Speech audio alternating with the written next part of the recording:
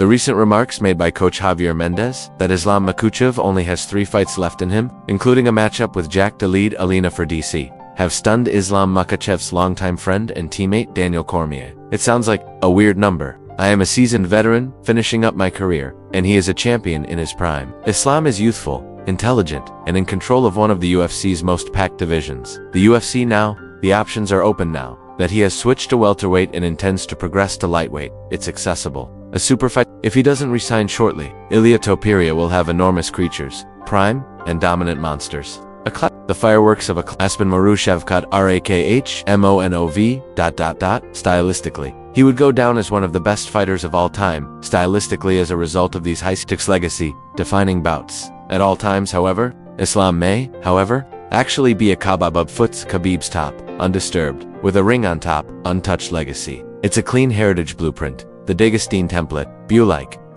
and the thought of Islam walking too soon for both combatants and fans. Theron thinks it's too soon. Javier Mendez also said, though, that Islam Makhachev might have 3 fights, including Jack Della Maddalena. How in the world does it feel like another dominant champion may be saying it's about time? Why? He's young. He's the world champ. He's dominating. He's getting an opportunity to become a double champ. Why? It's scary to me. Because I know, knowing these guys, if D says, I've got 3, we should all go, man, we got to lock in. Because you know that it's a special time, right? It's a special reign that Islam has created at 155. Why? Why when you're in your mid-30s are you looking to kind of walk away from the game that you are dominating? There's some massive fights for Islam Makhachev. Let's hope that he sticks around long enough to fight them all. We have so many more fights that we want these guys to fight. We want to see him against Jack Della. We want to see him against Usman, and we want to see him against Ilia Topuria.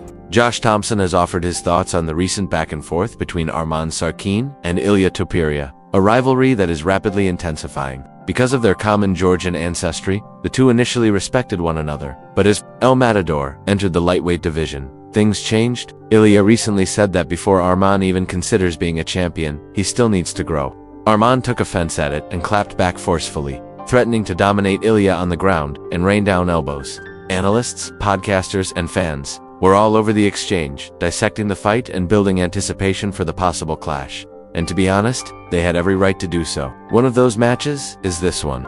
Arman is a skilled striker who applies constant pressure. The tight striking of Ilia's exploding self-assurance, a man who doesn't slow down and doesn't breathe, would test explosive boxing in a crazy combat IQ. If a second occurs and this fight is incredible, it will be more than just an incredible battle. It will be a matchup between 2 fighters who are set to challenge sports in the future century. Topuria, and Oliveira are scheduled for the 28th and 28th, who prevailed in June 28's UFC 317.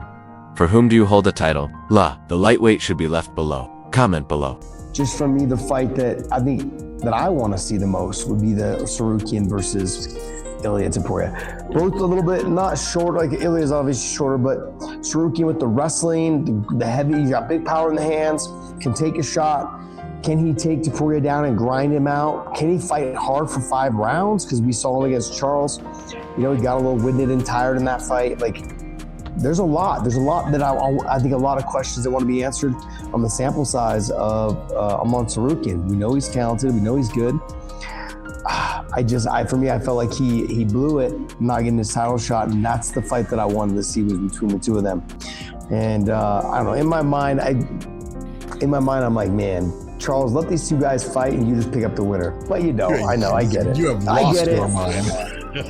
In a recent interview with Satanta Sports, Ilia Topuria finally met Movsar Evloev in person after years of disparaging remarks, and it wasn't a pleasant encounter. Georgia, the former featherweight king, revealed details of his unexpected encounter. With his longtime rival, the 2 fighters have a heated history and were originally set to fight years ago, but the bout fell through when EVV pulled out, sparking a long-running feud that spilled over online. Both fighters continued to fire shots over the years, but the cage never locked behind them. Now that El Matador has officially moved up to lightweight, many people think the rivalry is dead, but Movsar doesn't see it that way. He recently declared that he will stop at nothing to defeat Topuria, even if it means following him all the way to 155. That alone demonstrates how personal this feud is. The fight doesn't seem likely anytime soon for Moses to face Ilia at 155, because he would have to move up a weight class and leapfrog a stacked division full of killers.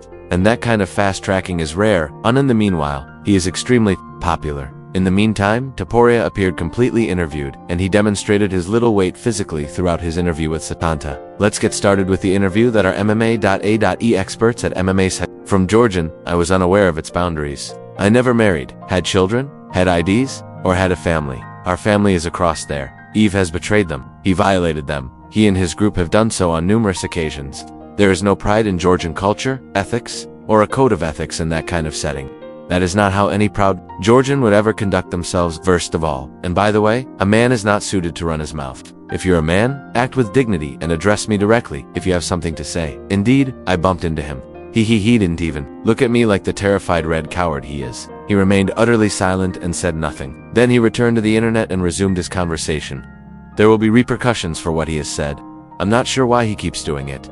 He'll cover the cost. I would be happy to remove his head, but why would you do it in public? I normally earn a lot of money doing that inside the Octagon. When it comes to John Jones versus Tom Aspinall, Dana White has finally drawn a line. Speaking on the Jim Rome show, the UFC CEO is formally setting a timeline for the heavyweight super bout following months of speculation, postponements, and conflicting indications from both parties. Dana made it apparent that time is running out and acknowledged that the promotion is coming under increasing pressure to improve the division's title picture. Dana claims that they will be able to determine whether or not the Jones and Aspinall fight is taking place in the coming weeks. They will move on quickly if they are unable to complete it. Represents a dramatic change from Dana's earlier calm down, it's coming tone. The urgency is now genuine. If John doesn't sign soon, the UFC may formally proceed without him, as Aspinall has already stated that he has been granted a date and location for his comeback, regardless of whether it would be against Jones or another contender for the undisputed title. Dana remains steadfast in her belief that Jones has never backpedaled. White maintains that despite everything, John has never stated that he didn't want a particular opponent. However, time is running out, and the UFC cannot afford to waste any more time since fighters, fans, and even broadcasters are seeking clarity. The outcome of these upcoming weeks may ultimately decide whether the UFC will name a new undisputed champion without John Jones in the picture, or whether the generational GOAT will face the up-and-coming star.